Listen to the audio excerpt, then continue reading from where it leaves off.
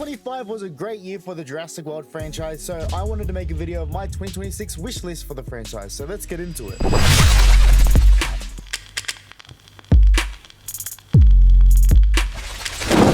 So when you look at Jurassic World in 2025, in general, the Jurassic Outpost, I'm joking, but go check out in general the Jurassic Outpost podcast. But anyways, so I would probably give it, on a scale of 1 to 10, I'd give it a 10. And look, I know that's a shock to you guys because you're like, Jaden, you're like, you complain all the time about this franchise and you know, you cry like a, and I'm like, yeah, true. But when you look at 2025 as a media and content and just like, yeah, just a media perspective, like obviously you can dive in, deconstruct everything and make it look like, but I think, and please correct me if I'm wrong in saying this in the comments, but I think this is the first time we've gotten a game, a show, and a movie all in one year.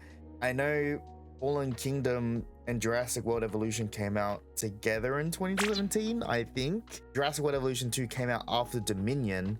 Yeah, I think this year was the first time we've got all three in one. So for me, that's all I want realistically in this franchise. And obviously that can't happen every year, but I'd love a season of a show, a game, and you know, I don't know, something else like a cool collab or whatever, you know, something like that. Just three things. That's all I want a year realistically, but just to be done and well executed and actually listen to the fans. But yeah, so this year, and please correct me if I'm wrong in this as well, this is just the list that I came up with for what happened this year.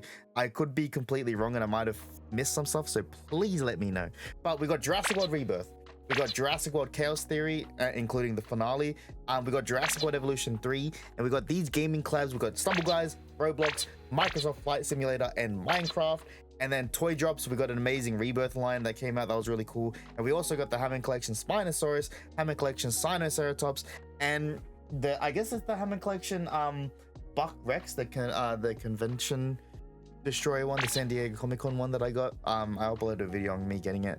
Really cool figure. But yeah, that's why I'd give it a 10. Obviously you can deconstruct it, analyze it, and just completely make it not a 10, but from a media and content objective and just media in general in 2025, I think it was a good year, and I think it was probably one of the best years we'll probably get. Yeah, wow, that's really sad. This probably might be like 2025 will probably be the best year for the Jurassic franchise when you really think about it. But here, let's get into my 2026 wish list. So my wish list: Jurassic Park Survival. I want a significant update. Obviously last year we got a few updates, but if they just pulled the 2024 and just didn't do anything like they did last year, which is kind of like what they did, because from what we knew in 2024, in 2025, what do we know?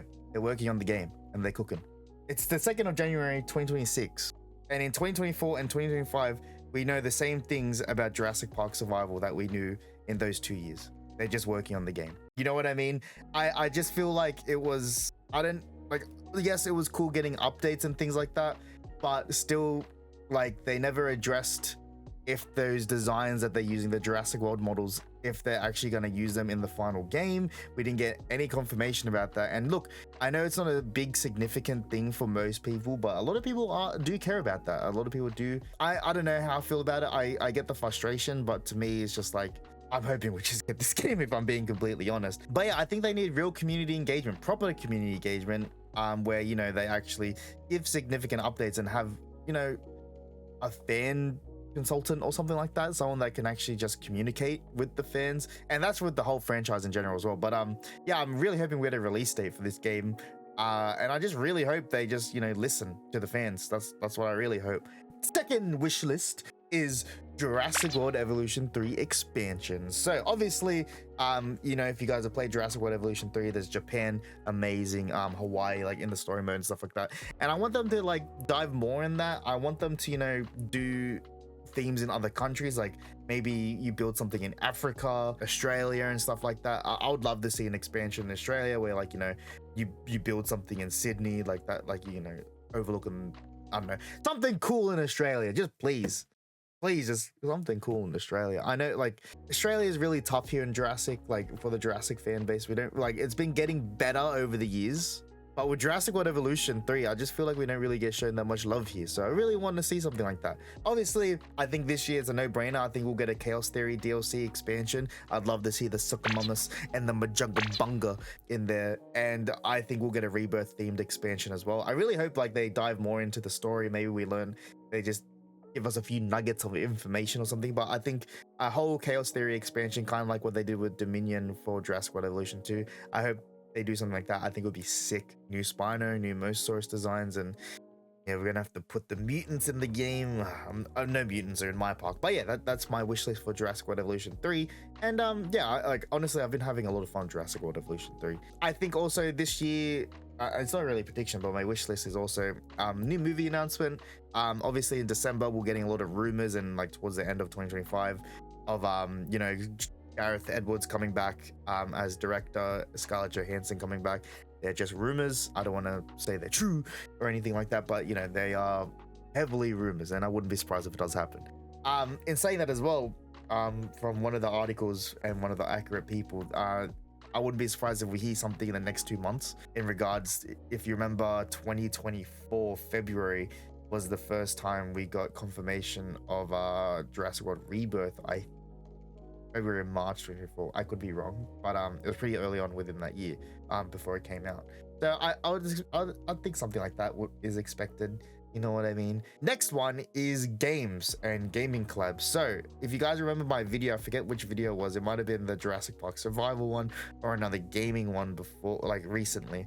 But I pretty much deep dived into some, you know, Universal employees, things that are very public. I'm not gonna like say how I do it or whatever, because I don't know how you guys are. I'm not gonna message these people, whatever, but I know some people on the internet are weird. But anywho, Universal, it is, I've shown it in screenshots and stuff like that, but there is 2 to be confirmed games on the way. Don't know what they are. They are under either a game or a collaboration. So I really hope that, you know, they make a Lego game. I would love a Jurassic World, Camp Cretaceous, and Chaos Theory game. I think you guys have heard me say this a lot. I think it's a no-brainer, honestly. I won't dive into it too much, but it's a no-brainer. The first Jurassic World Lego game was a hit. Lego Batman's coming out this year. I think it's gonna be a hit, and you know, I think it's the perfect. It's just a no-brainer. Like surely it wouldn't take that long to make a Lego game, but like it's a no-brainer to do Camp Cretaceous and Chaos Theory, because I feel like they deserve a game adaptation. And Lego, it's so easy. It's right there for them to do, and they don't want to do it, and it's just, I don't get it. It's really weird to me. And obviously for a gaming collab, I just. Jurassic Park Survival, I don't think if they would make anything like, you know, Far Cry or whatever. Like, that's my dream Jurassic game, a Far Cry level Jurassic game, you know what I mean? Gaming collabs, it would probably be some shitty Chinese app or whatever, like anime game app or something like that. I don't see a Fortnite collab. I don't see a Dead by Daylight collab. I think I'm just, my New Year's resolution is just not being delulu and thinking that the franchise will step out of the family-friendly vortex. You know what I mean? Other than that, yeah, that's for my new game collabs, and this is my big wish list. So I want a live action TV show. I think it's the perfect opportunity to do it now. I'm recording this on the 2nd of January 2026. So yesterday, Stranger Things finale came out for me, and yeah, that was a big part of my. It came out in 2016. You know, my wife and I got together in 2016, and we started the show together. I remember season 2 as well. Like I won't get into Stranger Things, but long story short, Stranger Things is ended. The Boys is ending and stuff like that. This year as well, and I don't like, to me they seem like really big pieces of media that are ending. Like, you know, The Boys is a massive TV show, and Stranger Things is like Netflix's biggest asset, you know what I mean? Without Stranger Things, Netflix wouldn't be what it is today. So the fact that those 2 things are coming to an end leaves a pretty big room. And what makes Stranger Things a good thing as well is because they romanticize the 80s. And I feel like now that we're getting older and stuff like that, and not like obviously we're getting older, but time as well, obviously.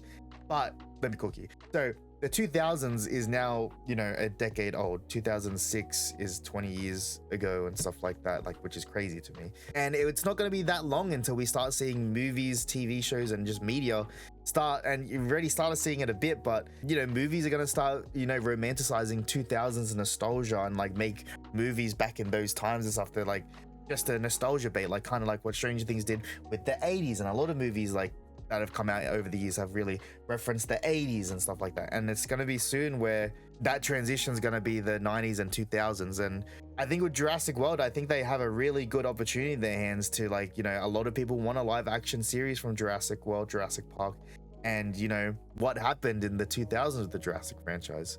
Oh yeah, they wanted a 14-year hiatus. So there's a perfect storyline there between 2001 and 2014. You know, so much lore to go into that, and it's such an easy way to do something new, to tap into 2000s nostalgia while also, you know, you could be the next big show. You know what I mean? Jurassic World is already a massive IP and franchise already. And if, you know, they capitalized on 2 big shows ending to kind of dive in and also to do something different and, you know, romanticize 2000s nostalgia while like filling in lore from that 14-year gap, I think that'd be really good. And it would be something that Universal would be really silly to miss. But we all know with Universal, they're silly. But yeah, that is my 2026 wish list. What do you guys think in the comments? Let me know your 2026 wish list for the franchise. Thank you so much for all the love and support in 2025. Much love. I'll see you guys in the next one. Peace.